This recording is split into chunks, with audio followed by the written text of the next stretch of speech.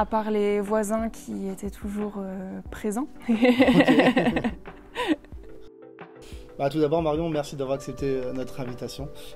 Merci à vous. C'est un nouveau format qu'on essaye de développer ici un petit peu, dans lequel on va interviewer toutes des personnes qui gravitent autour du monde de l'immobilier, et dont on fait partie. Et donc c'était pour nous un peu justement l'occasion de mettre un petit peu en lumière tous les gens avec qui on a la chance de collaborer. Et voilà. Donc du coup, on voulait d'abord commencer un petit peu par toi, Marion, architecte d'intérieur. Tu peux un petit peu déjà brièvement nous expliquer un peu ton parcours? Donc j'ai fait mes études à Tournai, aux Beaux-Arts, études en architecture d'intérieur, et alors j'ai fait un master rénovation qui était là vraiment idéal pour ce type de projet. Et puis ensuite j'ai travaillé donc 3 ans dans un cabinet d'architecture, donc qui était plus sur des gros projets, mais qui m'a appris beaucoup pour le suivi de chantier et pour le contact avec la clientèle et les entreprises. Et puis j'ai osé me lancer en indépendante pour faire mes projets et avoir un côté plus créatif. D'ailleurs, vous retrouverez en description de cette vidéo tous les liens vers les réseaux sociaux de Marion pour que vous puissiez un petit peu voir son travail et ce qu'elle fait au quotidien. Franchement, ça vaut le coup d'œil. Donc là, actuellement, tu es bien architecte d'intérieur. Ouais, architecte d'intérieur, okay. Ouais. Et tu peux justement un peu nous expliquer, parce que j'ai l'impression qu'il y a un peu comme ça fait partie de ces métiers où j'ai l'impression qu'en fait, c'est un peu mal vu, un peu mal perçu, mal compris en fait. On est vraiment... Ouais, on est entre 2 cases. Donc il y a vraiment l'architecture où là on fait de la conception entière d'un bâtiment, et puis il y a la décoration où on choisit plus les éléments de décoration, la peinture, les couleurs. Et moi je suis vraiment entre deux. Donc je ne peux pas faire un permis d'urbanisme comme les architectes. Je dois avoir déjà une enveloppe de bâtiment, on va dire, qui est finie, et je ne fais pas non plus que la conception, que le choix de couleurs. Donc c'est vraiment entre deux. Je peux tout démolir, donc tout refaire de A à Z. Je peux casser des cloisons, changer la cuisine, refaire les sols, refaire les murs, l'électricité aussi, donc tous les points techniques, électricité, chauffage. Voilà, c'est vraiment un entre-deux. Ok, et justement, par rapport à ça, pour répondre, tu as peut-être une préférence? Tu préfères peut-être plus tout ce qui est la partie architecture concrètement, peut-être plus la partie décoration? En fait, j'aime bien revoir un projet dans son entièreté.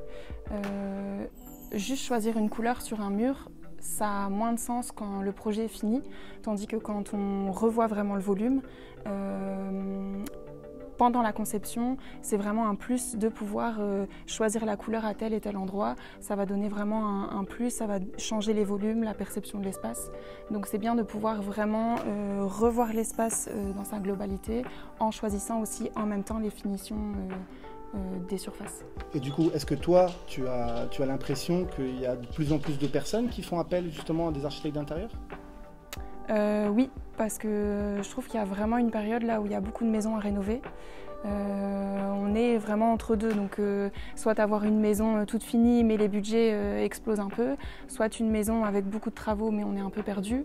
Là c'est le bon entre deux pour faire une maison finie comme on le souhaite, avec les matériaux, les couleurs choisies, mais sans devoir se charger de tous les problèmes de la rénovation.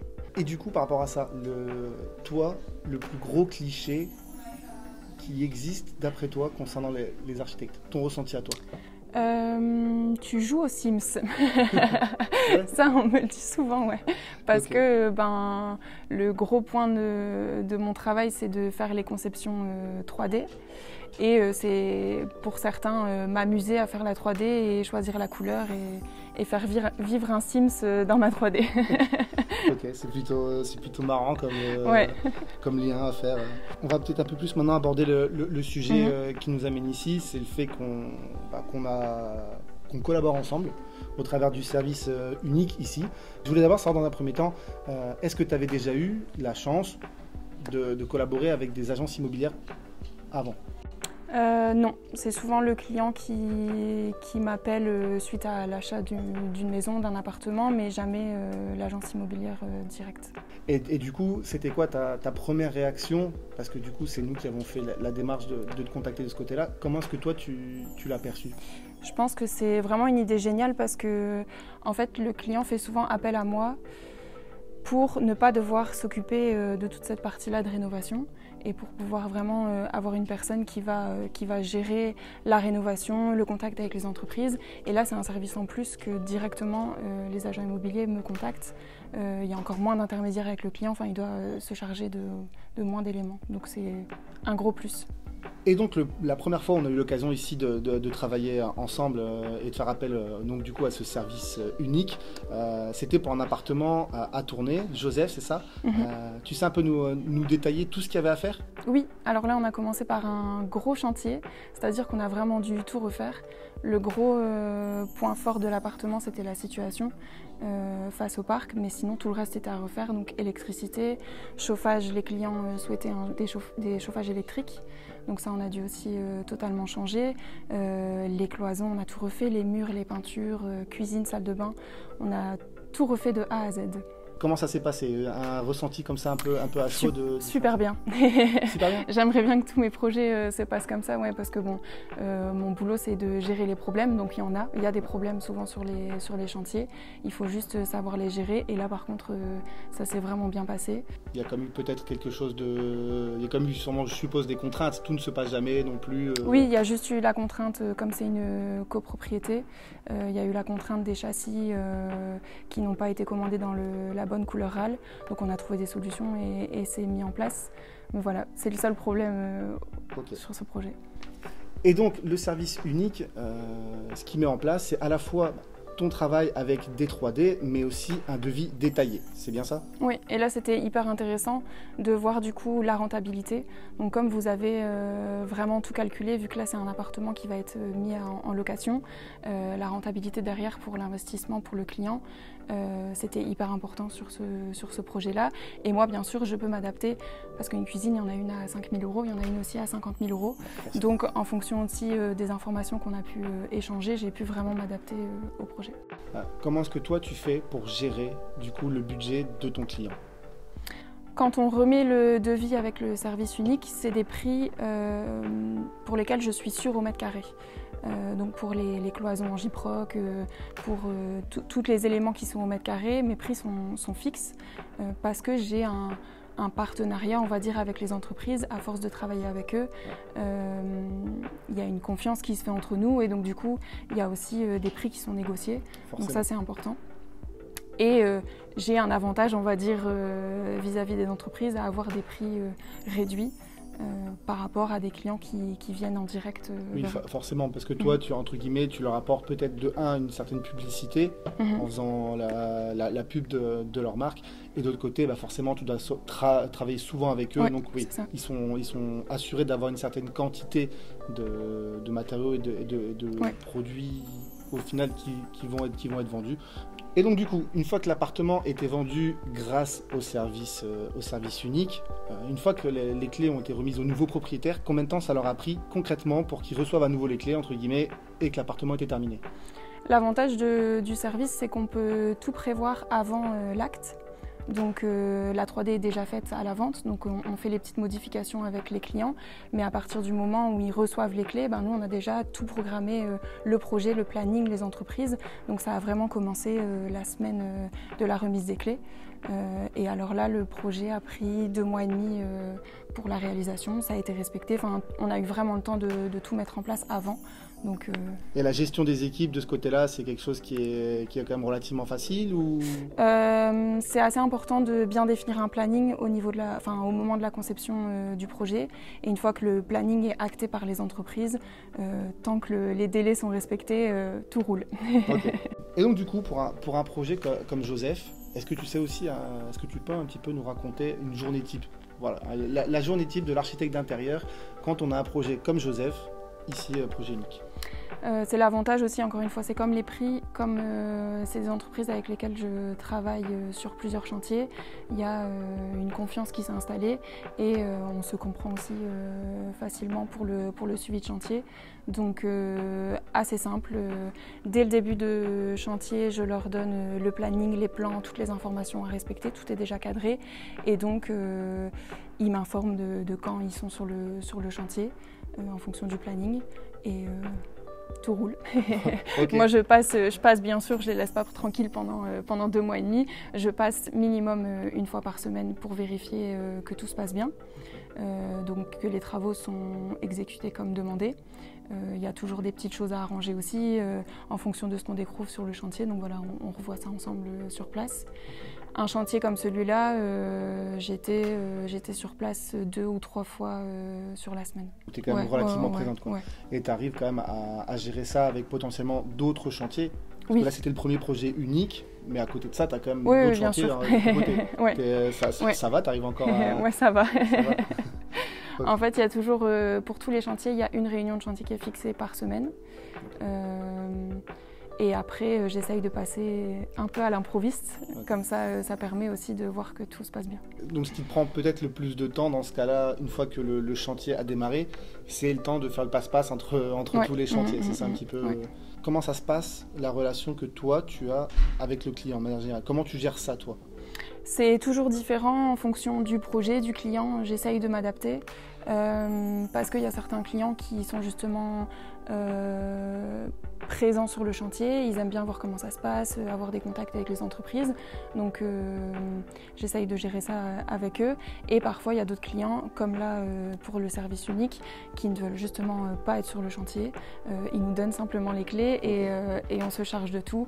Là, je pense que j'ai dû envoyer peut-être 4 mails sur les 2 mois et demi à la cliente. Ouais. Et voilà, pour certains clients, c'est dérangeant. Pour d'autres, c'est un gros plus.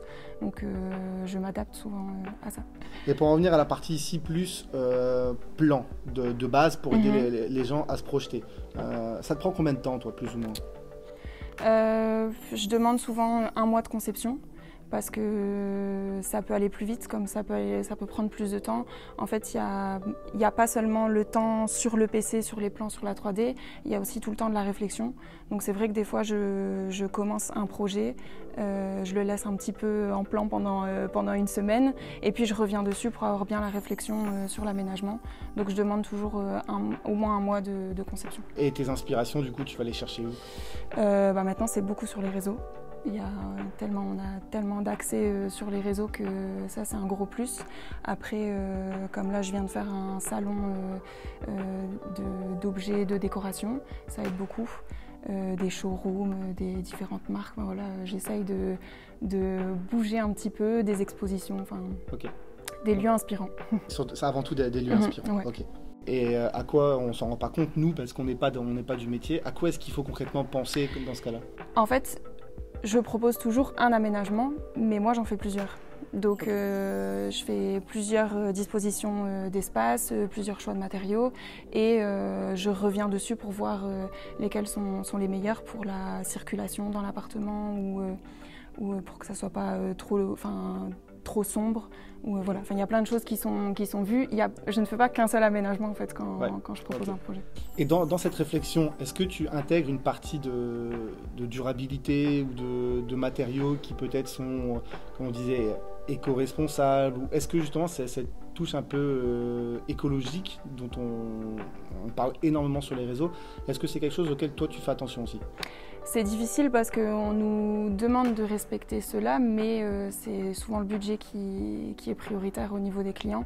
Et donc ça, ils vont prioriser le budget à ces normes. Donc c'est souvent moins respecté. Après, on fait toujours attention.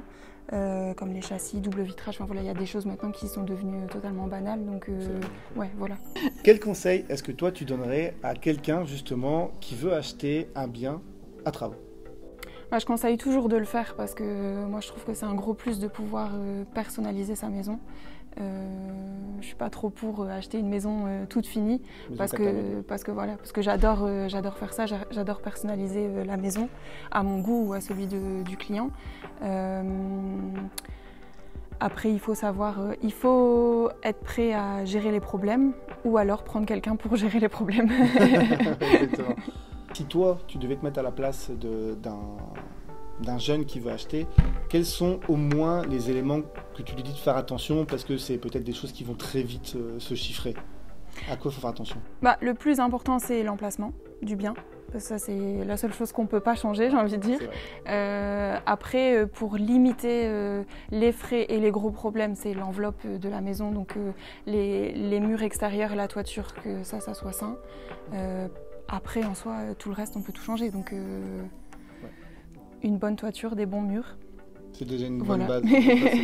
Quels sont les éléments, d'après toi, qui font en sorte que potentiellement on pourra très vite arriver sur un bon PEB?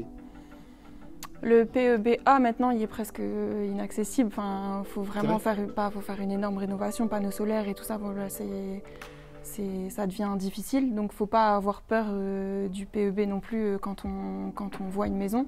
Pour rebondir sur un aspect peut-être un peu plus léger ici, tu as peut-être une anecdote à nous raconter sur le projet unique? À part les voisins qui étaient toujours présents. Ok, ça c'est encore marrant, ça. Ouais. Les voisins. On n'avait pas besoin de concierge là. Tous les voisins, toute l'équipe était là. Ok, cool. Et enfin, dernière question. Est-ce qu'il y a de ton côté un projet que toi tu t'es toujours dit en tant qu'architecte d'intérieur, ça c'est quelque chose que je rêverais de faire? Un hôtel. Un hôtel? Ouais. Je sais que le jour où j'ai fait un hôtel, je peux après arrêter ma carrière, même si j'arrêterai pas, mais c'est vraiment le projet que je veux faire absolument. Ok, les gars qui nous regardent, si vous connaissez quelqu'un qui a un hôtel à vendre et qui est à rénover, vous savez qui contacter. Sincèrement, merci Marion pour ton temps, merci pour toutes ces réponses. J'espère que ça aurait été instructif à tous ceux qui nous regarderont. Et, un grand merci et à bientôt pour de nouveaux projets uniques. Avec plaisir, merci à vous.